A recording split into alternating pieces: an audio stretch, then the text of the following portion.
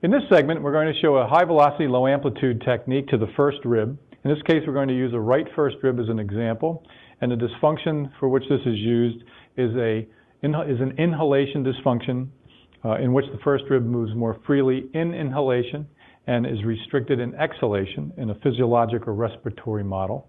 Or we can think of it as in a non-physiologic model where the rib itself and the posterolateral aspect of the rib moves more in an elevated position and needs to be moved in a caudad direction.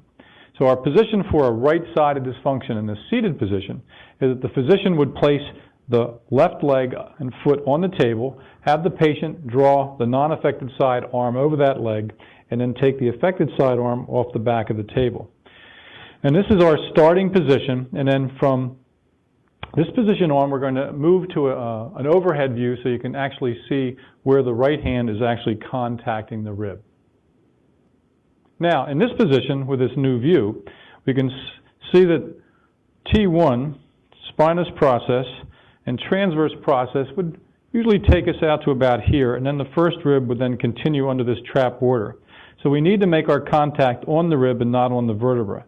And to do that, you can either take your thumb or your MCP joint of the second digit, which is what I prefer, and just place that down over that trap on that rib like that with a little bit of elevation to make contact. Then with your other hand, you're just going to take your hand and just lay it straight over the patient's head like that with your elbow a little bit in front of the other patient's shoulder so the shoulder girdle on the left doesn't block my arm. And now we're going to slowly take the patient a little bit forward to segmentalize the cervical spine and start to get movement of T1 at that rib. And at that point, we're going to side bend to that rib and then slowly come back till I feel it approximate that tissue under my hand. And then we can either rotate away, which is what we prefer. Some people do prefer rotation towards, but we're going to teach you one where it's rotation away. And now I'm going to ask the patient to take a deep breath and let it out. And as he does that, I'm going to have him fall back into me. My right leg's a little behind me so I don't fall over when I do this. And now with my right hand, I'm going to guide him a little bit to the left, keeping the side bending about the same.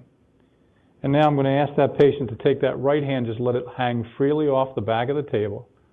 There you go. Now freeze that up even more.